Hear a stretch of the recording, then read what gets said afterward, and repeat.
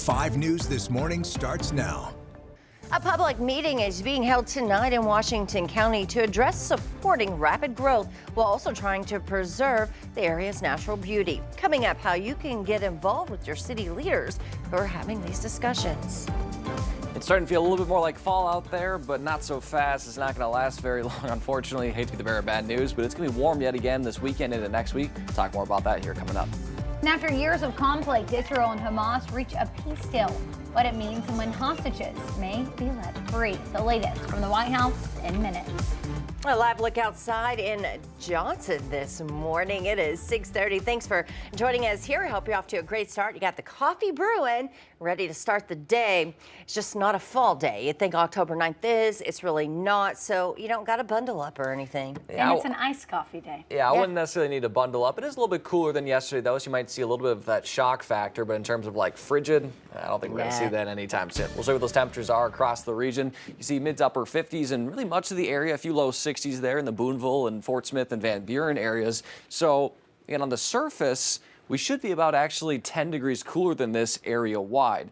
But relative to yesterday, it's going to feel a lot cooler out there, especially in the eastern half of the River Valley. Notice in Clarksville and Paris, 10 degrees cooler than at this point yesterday. Fayetteville, 8 degrees. Fort Smith, 9 degrees. And you notice in northwest Arkansas, far northwest Arkansas, not as cool. That's just because the cold front had already kind of taken shape in Bentonville and the Eureka Springs area. Otherwise, you're seeing mostly clear skies out there. A few clouds in the Fort Smith and Poto areas. Otherwise, once that sun does rise, those clouds will disperse. We'll have plenty of sunshine as you're heading out the door. For those heading off at the bus stop here, we'll see those temperatures in the 50s, some low 60s out there. By recess, it'll be very comfortable temperatures in the 70s, and a few will pop into the low 80s in the River Valley. We'll see plenty of sunshine, very mild and comfortable conditions.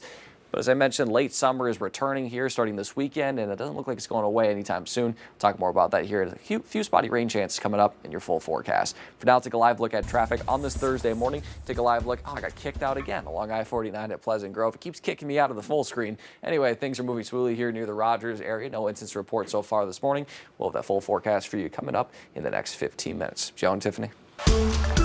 All right, thanks so much for that, Danny. Well, the Chickamauga Nation will hold a press conference tonight in Charleston over their concerns for the proposed prison in Franklin County. Then they'll open up the floor for public discussion. It's the latest move after what they say has been a series of attempts to meet with the Board of Corrections. Our news reporter Emily Moss joins us with more. Good morning, Emily.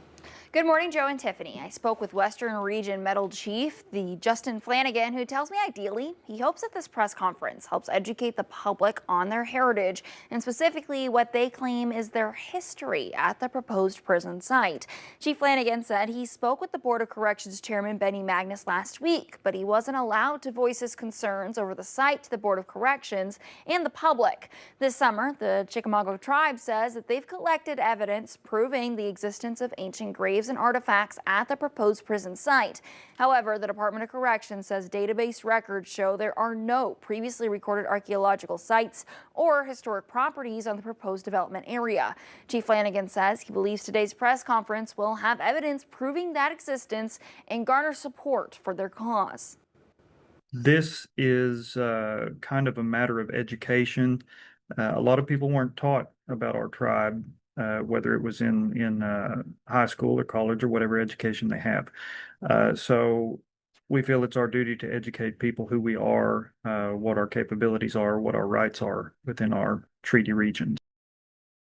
The news conference will happen tonight at 6 o'clock at the Charleston Community Center. All right, thank you for that update, Emily. Well, in other news, massive growth is happening in Washington County, and tonight city leaders will hold a special meeting to address accommodating expansions, all while trying to preserve the area's green spaces. The meeting will take a look at growth trends and strategies surrounding the planning, zoning, future development.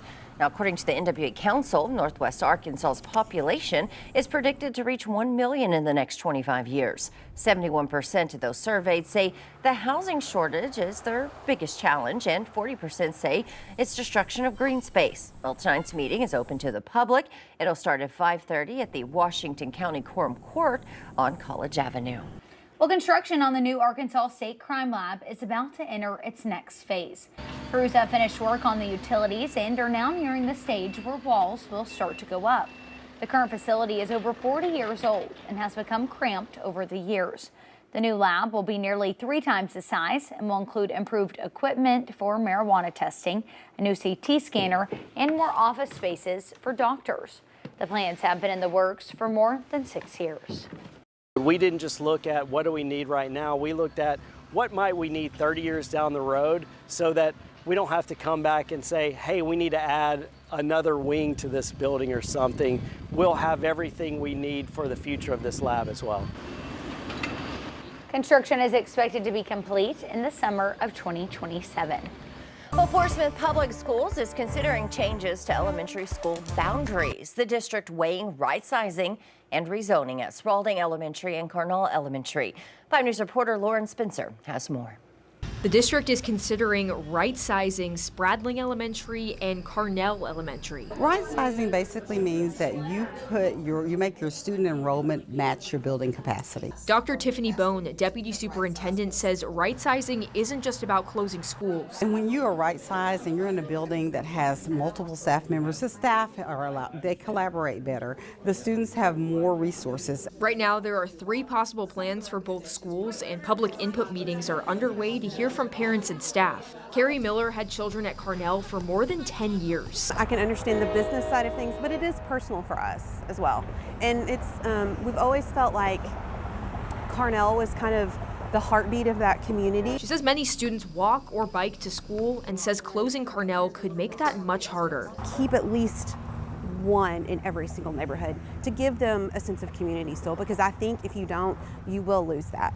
And the kids are going to suffer for it. Arlene Betancourt, another parent and former employee at Carnell, says she's also concerned about accessibility for families. Where if you rezone and you get more kids, you're going to continue to see that building thrive. Those communities need that building to stay open. Dr. Bones says any decision would include reassigning teachers and staff to those other schools, and they all have the space and capacity to handle additional students. And they have transportation plans in place. It's a hard process to do. I think it's necessary, and I think that our board will make the very right decision, the very best decision for the students and the staff that we serve.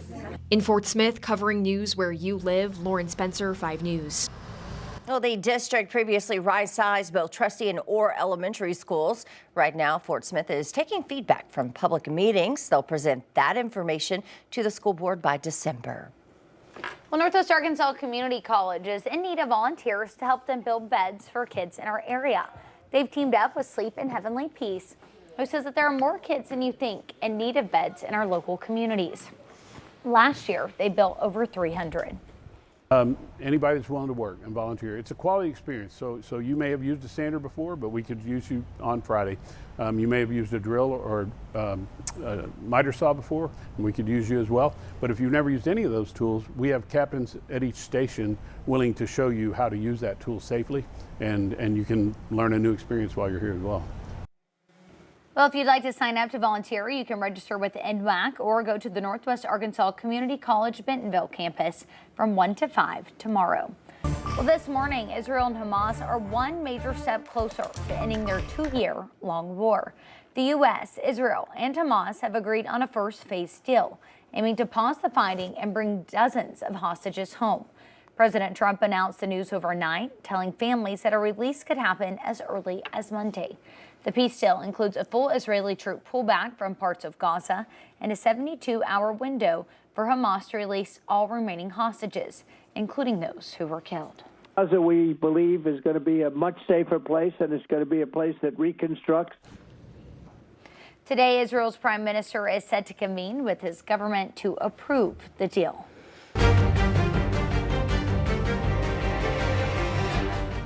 So you voted for this one big I signed ugly on bill. for this. You can extend it right now. A permanent extension of massive tax breaks for your billionaire donors. So 90% of Americans. So they can get a permanent extension. 90% of Americans take the standard deduction. After lawmakers in Washington failed to break a stalemate, the government shutdown is now entering its 9th day. The Senate's top Republican has now suggested that he could hold votes on standalone bills to fund parts of the government, including a defense appropriations bill.